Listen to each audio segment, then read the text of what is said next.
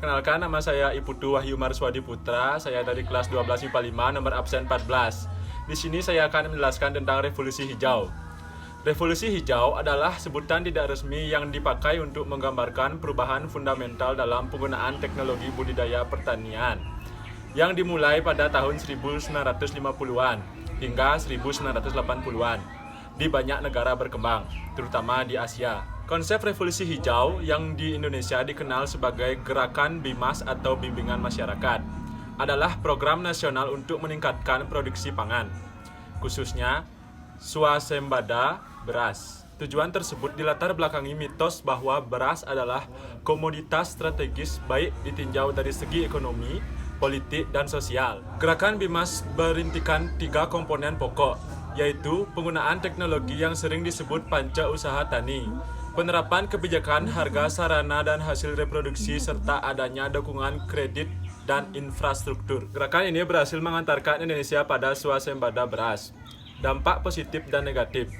Revolusi hijau memiliki dampak positif dan dampak negatif. Dari sisi positifnya, revolusi hijau ini mampu meningkatkan produksi dengan pokok seperti padi dan gandum. Kedua jenis bahan makanan ini hingga sekarang masih masuk 2 makanan pokok yang paling banyak dikonsumsi masyarakat dunia. Dengan melihat proyeksi pertumbuhan penduduk yang condong di kawasan Afrika, Asia Selatan, dan Asia Tenggara hingga tahun 2050, maka salah satu yang dikhawatirkan oleh para pakar pertanian adalah apakah ke depan produksi padi dan gandum global akan mampu memenuhi kebutuhan manusia.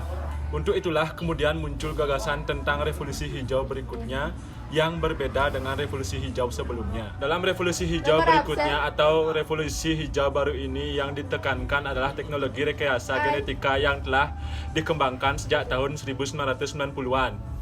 Ilmuwan saat ini telah mampu memanipulasi gen tanaman sehingga lebih aman penyakit dan bisa hidup dengan jumlah air yang terbatas. Di Amerika, produk pertanian dengan menggunakan rekayasa genetika sudah umum, tapi keamanan produk ini masih dipertanyakan di Eropa.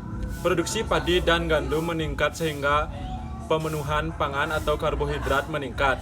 Sebagai contoh, Indonesia dari pengimpor beras mampu swasembada dan bisa mengekspor beras ke India. Selain itu, dengan adanya revolusi hijau dapat meningkatkan produktivitas dan pendapatan petani.